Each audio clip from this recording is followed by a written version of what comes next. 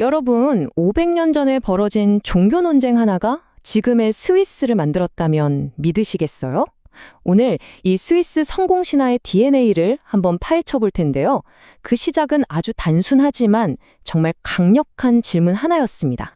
바로 이 질문 하나가 스위스 사회 전체를 말 그대로 송두리째 바꿔놓는 계기가 되는데요. 그게 뭐였냐면요. 네, 바로 이겁니다. 마르틴 루터 같은 종교 개혁가들이 던졌던 근본적인 질문. 우리는 어떻게 신 앞에서 올바를 수 있는가? 이 질문에 대한 새로운 대답들이 나오면서 스위스는 완전히 두 동강이 나버립니다.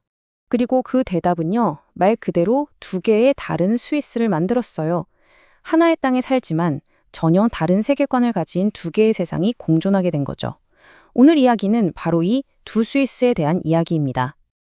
자, 그럼 본격적으로 한번 들어가 볼까요? 이 종교개혁이라는 게 단순히 교회 안에서의 교리 싸움이 아니었어요. 사람들의 일상, 특히 일과 돈에 대한 생각을 뿌리부터 뒤흔들어 놓은 사건이었습니다. 이 표를 보시면 그 차이가 정말 극명하게 드러나죠. 왼쪽 프로테스탄트 윤리를 보세요. 매일매일 하는 노동이 신이 주신 거룩한 임무, 즉 소명이라는 거예요. 그래서 성공하는 건 신의 은총을 받았다는 증거가 됐죠. 반면에 오른쪽 카톨릭 전통을 보면요.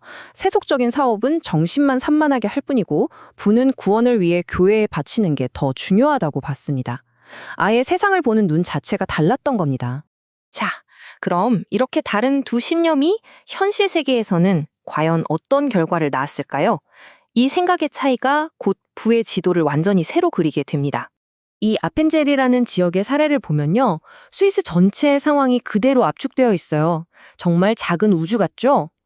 프로테스탄트 지역에서는 집집마다 지하실에서 옷감을 짜면서 돈을 벌고 그 돈을 다시 사업에 투자해서 부를 키워 나갔습니다. 반면 카톨릭 지역에서는요.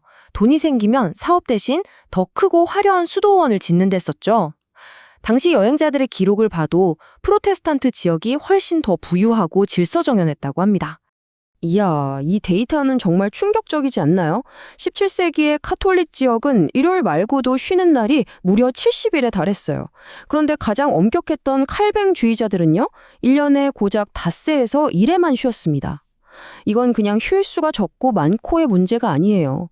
시간을 어떻게 써야 하는가에 대한 철학 자체가 완전히 달랐다는 걸 보여주는 거죠. 그런데 여기에 이 판을 뒤흔드는 또 다른 변수가 등장합니다. 바로 프랑스에서 박해를 피해 건너온 프로테스탄트 난민, 위그노들이죠. 이 사람들이 그냥 몸만 온 게 아니었어요. 한 손에는 성경, 다른 한 손에는 회계장부를 들고 왔습니다. 그리고 머릿속에는 섬유, 시계 제작 같은 당시 최첨단 기술과 사업 노하우를 가득 담고 있었죠. 스위스 혁신의 엔진 역할을 한 겁니다.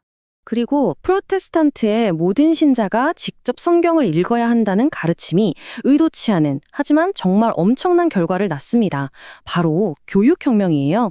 그래프를 보시면 1900년경 프로테스탄트 국가들의 글하는 비율은 거의 100%에 육박합니다.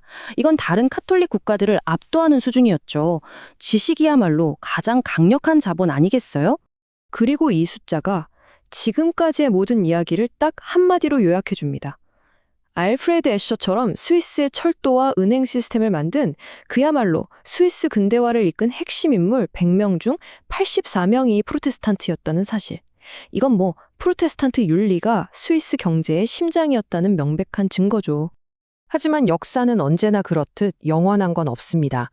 2차 세계대전이 끝나고 20세기에 들어서면서 수백 년간 이어져 온 이 구도가 아주 극적으로 뒤바뀌기 시작합니다.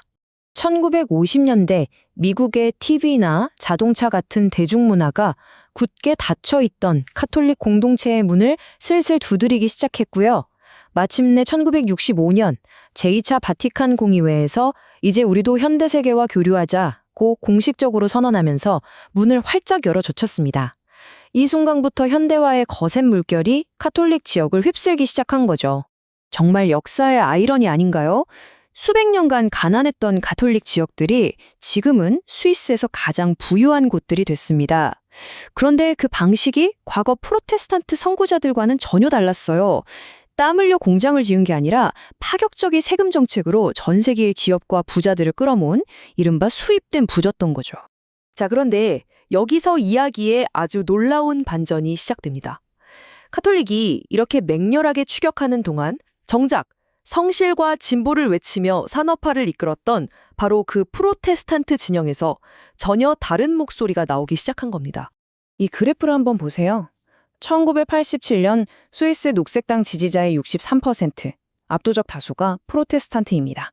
이게 뭘 의미할까요?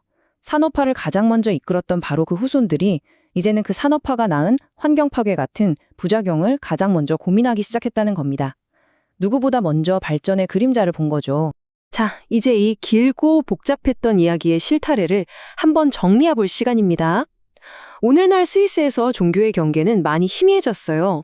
하지만 500년 전에 그 거대한 분열은 스위스라는 국가의 정체성에 결코 지워지지 않는 흔적을 남겼습니다.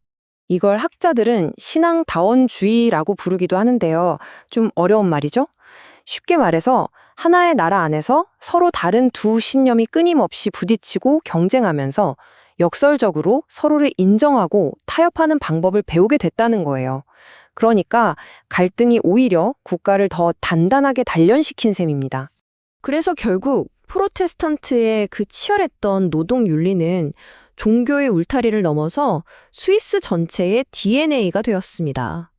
이제는 그 사람이 카톨릭이던 프로테스탄트던 상관없이 모두가 공유하는 성공과 진보에 대한 열망. 이것이야말로 어쩌면 루터와 칼뱅이 남긴 가장 큰 유산일지도 모르겠습니다. 마지막으로 이 질문을 던져보면서 마무리하고 싶습니다.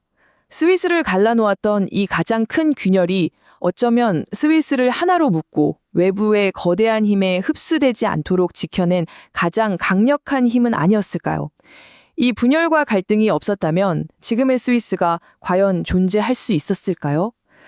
참 생각해 볼 만한 역사의 역설입니다.